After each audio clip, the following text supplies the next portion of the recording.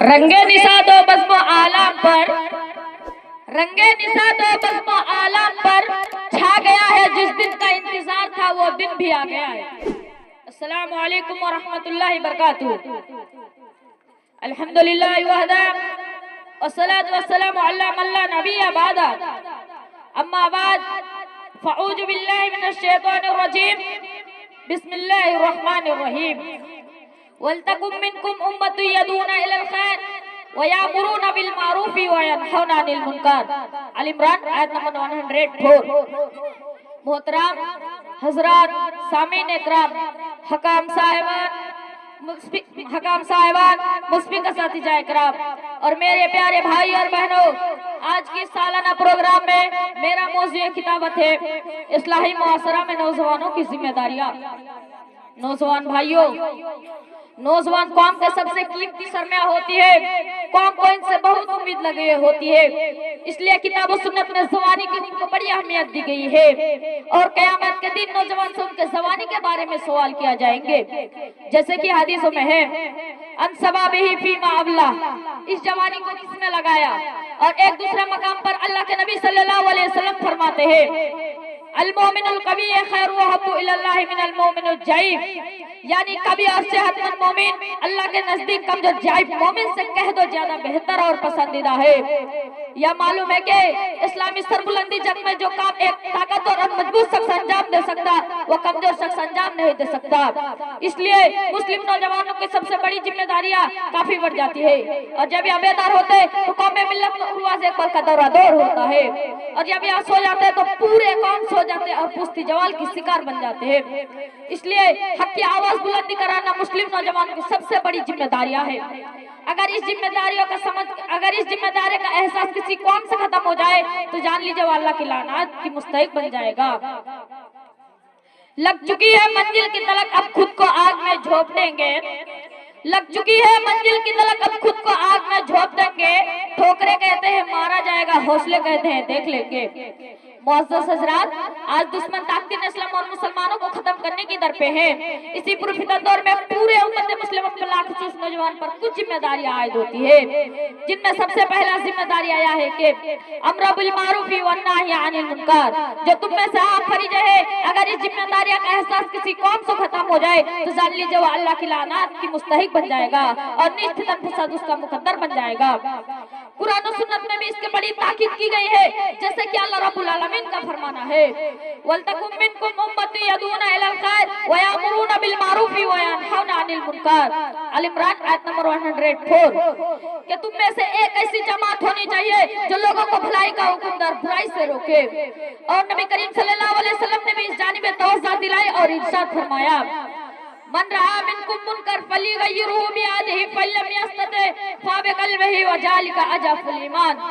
جو شخص تم میں سے اگر کوئی برائی دیکھے تو اپنے ہاتھوں سے روکے، اگر ہاتھوں سے طاقت نہ رکھے تو اپنے زبان سے روکے، اگر زبان سے طاقت نہ رکھے تو اپنے دل میں برائی جانے، اور یہ ایمان کا سب سے کمزور درجہ ہے۔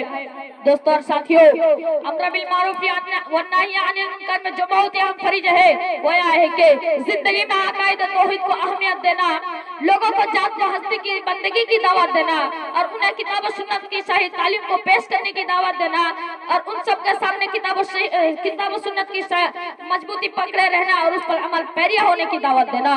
وجہ رہے کہ امر بالمعروف والنہی عن المنکر میں جو بہت اہم فریضہ وہ ہے کہ وجہ رہے کہ امر بالمعروف والنہی عن المنکر کے فریضے کو انجام دینے کے لیے ضروری ہے کہ اصلاح کا کام پہلے ہم خود اپنے ذات سے شروع کریں اور لوگوں میں ایک مسئلہ انسان بن کر اپنے آپ کو پیش کریں۔ دوسری ذمہ داری عائد ہوتی ہے کہ آج ہندوستان میں نئے نئے فتنے تحریک فتنے فساد اٹھا رہے ہیں، ہم ایسے تحریکوں کو سچی جانی بیٹھ رہا نہیں بلکہ حقیقت اور باہری مطالعہ کرے، اسلام کے خلاف ان کے پروپیگنڈا اور حملہ کا دفاع کتاب و سنت کی روشنی میں کرے، تاکہ اپنے قول و عمل میں جمعیت پیدا کرے، پورے دنیا میں حقانیت اور سچائی کا جھنڈا لہرا دے۔ تیسری معاشرہ سماج اور معاشرہ کو فروغ دینے کے آج ہم مسلم معاشرہ کا جائزہ لیتے ہیں تو ہمارے معاشرہ کا اخلاقی کردار اور سب مہیا پاک دامنی کا دور دور تک پتہ نہیں چلتا، اس کی برکھلی نافرمانی شرعی احکام کے خلاف ورزی کا عام चलाना, जैसे खुले आम गुनाह के काम करना, नमाज से दूर, किताब सुन्नत से लापरवाही, हक तलीफ इख्तिलाफ जो सदका ना कपट हमारे सेवा बन चुका है। गर्जिया है कि क्या हमारे माशरा इसी तरह बीमारियों में मुब्तला होकर बर्बाद हो जाएगा? क्या इसका कोई इलाज नहीं है? लिहाजा जरूरी इस बात की है कि मुस्लिम नौजवान इस्लामी तालीमात से अरुस्ता फुरुस्ता होकर आगे बढ़े और अपनी माशरा की तमाम खूबियों को अपने अज़्म मुसम्मा और पैहम के जरिए खत्म करे। यकीन महकम अमल पे हम मोहब्बत फाते हैं आलम, यकीन महकम अमल पे हम मोहब्बत फाते हैं आलम, जिहाद जिंदगानी में है या मर्दों की शमशीरें। मुअज़्ज़ज़ हज़रात, चौथी जिम्मेदारी जो आयत होती है वो है कि आज हमारे निगाहें जमाने के बदले दरिया पर हो और हम वक्त के तकाज़ुब को समझे। आज जबकि मुसलमानों को इस्लाम से दूर कराने की नापाकी को सिखाई जा रही है, क्या वक्त का तकाज़ुब यही है और हम एक दूसरे के टोन में पड़े रहे और तकब्बुर व घमंड, तहलील व तहकीक जैसे बुराई के मुंह में लटपट रहे? कता नहीं, बल्कि ऐसे सूरत हलाल में जो जिम्मेदारी आयत होती है वो है कि मिलजुल कर बिखरे हुए लोगों को एक लड़े में पड़े रहे। फिर वो तस्सीमु बिहब्लिल्लाहि वला तज़मिउ का दर्श देते हुए एक प्लेटफॉर्म पर जमा करे, फिर बतालू ताकतों के मुकाबला में हमसे लड़ाने के लिए निकल पड़े। दोस्तों और साथियों, कोई रोके तो कभी रुकना नहीं, जिंदगी में कभी झुकना नहीं।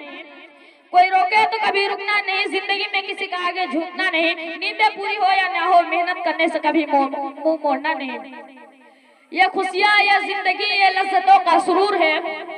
ये खुशियाँ, ये जिंदगी, ये लज्जतों का सुरूर है। मन हयात दुनिया इल्ला मताउल गुरूर, कि जिसके सामने सब बराबर है अमीर और फकीर, कि जिसके सामने सब बराबर है अमीर और फकीर, हस्बुनल्लाह वला मताउल वकील। कि हर जानदार का होना है एक दिन कुव्वते मौत, कि हर जानदार का होना है एक दिन कुव्वते मौत, कुल्लु नफ्सिन जायकातिल मौत। और खत्म हुई दुनिया को पाने का जुनून, इन्ना लिल्लाहि व इन्ना इलैहि राजिऊन। आखिर में अल्लाह ताला से दुआ है कि हम सब मुसलमान भाइयों को इत्तेहाद व इत्तेफाक से रहने की तौफीक अता फरमाए। आमीन। अस्सलामु अलैकुम व रहमतुल्लाहि व बरकातुहू। जो मांगू ए दे दिया कर मेरी जिंदगी, कभी तुम मेरे बाबा के जैसे बन के दिखा। जो मांगू ए दे दिया कर मेरी जिंदगी, कभी तुम मेरे बाबा के जैसा बन के दिखा।